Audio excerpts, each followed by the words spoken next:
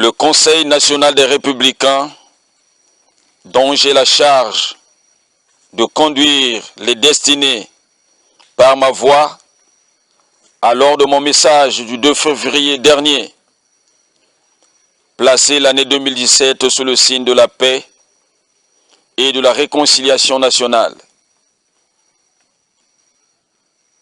Les jeunes, malgré la terreur et la désolation qu'ils subissent dans le département du Pôle, respectent scrupuleusement notre volonté affichée de rendre permissive la paix dans notre pays. Ce n'est pas le cas des éléments de la force publique qui, accompagnés des différentes milices du pouvoir et des mercenaires, continuent avec acharnement de massacrer les populations. Les hélicoptères de combat continuent de bombarder et d'incendier les villages. À ce jour, plus de 350 villages sont saccagés et rayés de la carte du Congo. Plus de 100 000 personnes se sont déplacées. Des milliers ont perdu la vie. Et c'est sous l'œil indifférent de l'Union africaine et de la communauté internationale. Tout un tableau sombre et désolant. De même, dans les quartiers populaires de Brazzaville, les enfants de moins de 3 ans, les jeunes, les femmes et les personnes âgées proches de l'opposition sont arrêtés systématiquement et jetés dans les prisons de fortune où ils sont torturés au quotidien. Certains détenus y trouvent la mort, sans doute sous l'effet des tortures.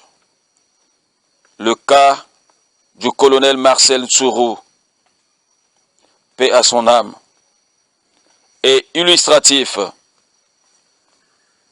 D'autres, comme le général Jean-Marie Michel Moukoko, messieurs Okombi Salissa, Paulin Makaya et d'autres, subissent aussi des traitements inhumains et dégradants. Même les visites des parents et de leurs proches leur sont interdites. L'horreur a atteint le comble dans notre pays. Cela n'est pas sans conséquence sur la cohésion sociale et sur la paix souhaitée par tous les Congolais du nord au sud, de l'est à l'ouest. Et dont les pâleurs économiques et les souffrances sont en tout point identiques. Dans ces conditions, quel sens donner à des concertations politiques organisées à coups de milliards de francs CFA, si ce n'est pour faire diversion, alors que les vraies forces politiques de l'opposition sont absentes et les leaders d'opinion maintenus expressément dans les geôles? Le Conseil national des Républicains estime que seul le dialogue national inclusif sous l'égide de la médiation internationale peut réconcilier le Congo avec lui-même.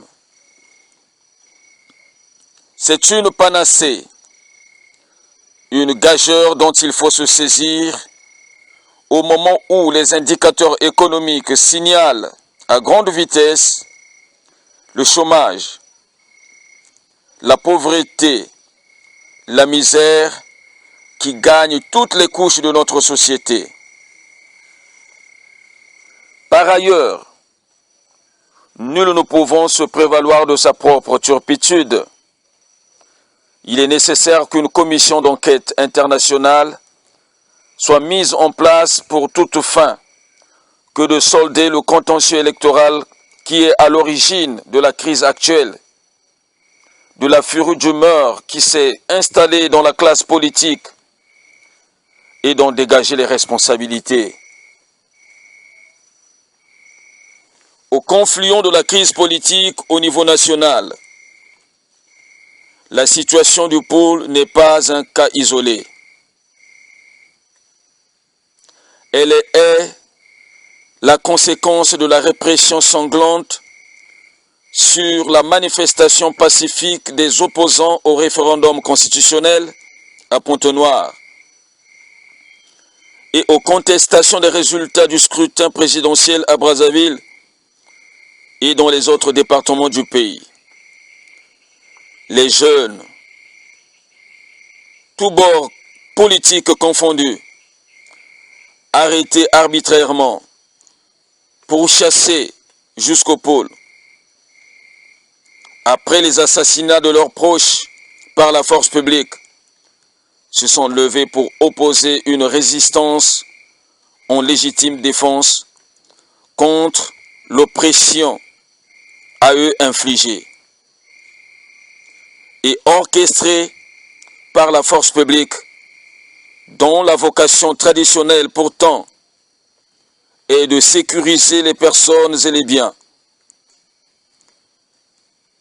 Devant ces graves violations des droits de l'homme imputables à la force publique,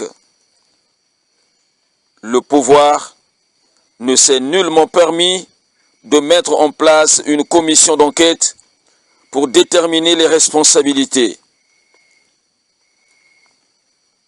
De même, aucune dénonciation politique n'a pu être faite par les pouvoirs publics sur cette affaire et à la grande surprise de toute la classe politique, il apparaît clairement que le pouvoir en assume toute l'entière responsabilité de la situation actuelle. Toutefois, le Conseil national des Républicains pense que toutes les conditions sont réunies pour que la paix reprenne ses couleurs avec solennité. Pour ce faire, il nous faut bannir tout fanatisme de la violence émotionnelle qui semble gangréner le paysage sociopolitique de l'heure et d'abaisser la vocation politique qui est celle de gérer les hommes en leur procurant la paix qui leur est due et le bien-être qu'ils attendent si patiemment. Au demeurant, la paix, on l'a fait avec les interlocuteurs patentés et sincères. Toutes les démarches monolithiques et triomphalistes sont contre-productives. L'immobilisme doit en être vaincu. Le succès est au bout du dépassement de soi. En somme, le Conseil national des Républicains demande la libération sans condition de tous les détenus politiques pour qu'ils participent à l'édification de l'œuvre nationale à travers la tenue d'un dialogue franc et sincère.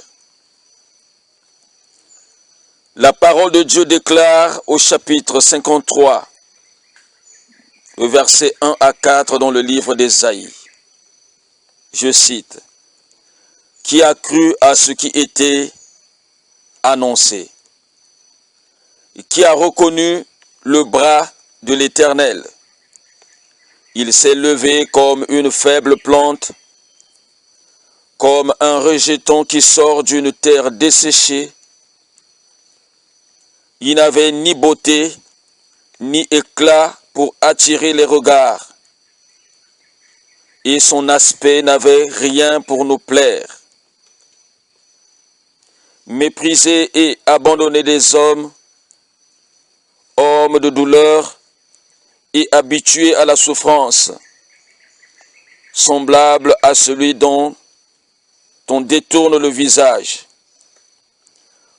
Nous l'avons dédaigné, nous n'avons fait de lui aucun cas.